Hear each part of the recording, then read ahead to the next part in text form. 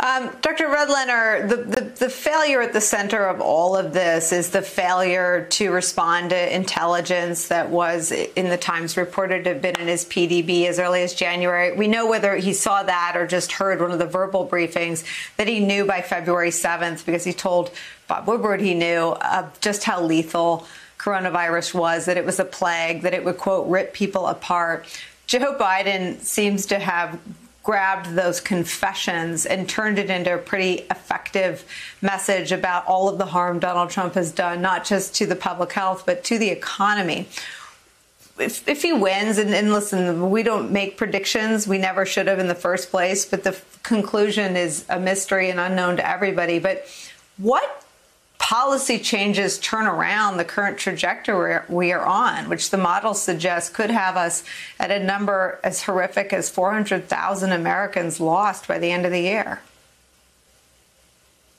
Yes, Nicole, it's just absolutely horrendous. In fact, if you just take the total number of days between now and the election, now and the end of the year, and just multiply it by 1,000, you'll get a pretty good sense of what we're going to be looking at fatality-wise. And if you carry that through the end of 2021, if things don't change dramatically, and by the way, he's completely dishonest about the timeline for the vaccine and how effective it's going to be. So we're looking at hundreds of thousands, and I predicted a few months ago in an op-ed that we could be seeing 600,000 to 800,000 fatalities if things get really wild with the pandemic and we don't have the control measures.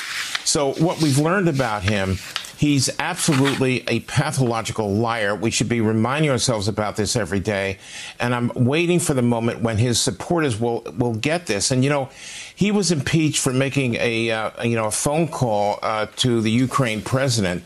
If you think about it now, he's going to be responsible for a couple 100,000 unnecessary deaths due to COVID-19. There's no reason why, like other countries, we should not have been at this point less than 50,000 deaths, and now we're hitting 200,000. It is really outrageous. And if that wasn't enough, the thing about this, his attacks of Redfield, et cetera, these are not just ad hominem attacks on public officials. This is part of a systematic undermining of some of America's most trusted institutions, Nicole. It's just absolutely horrendous. He's going to leave a wasteland of loss of credibility of our most valuable health organizations and public health organizations that if Biden wins, and we hope he does, he's going to have to spend a long time recreating the incredible reputations that these agencies once deserved and enjoyed internationally, Nicole. So this is just a horrendous reality that we have to face, and hopefully his supporters will, by the time of November 3rd, will understand what they're facing and make some hard decisions to leave their support of Donald Trump.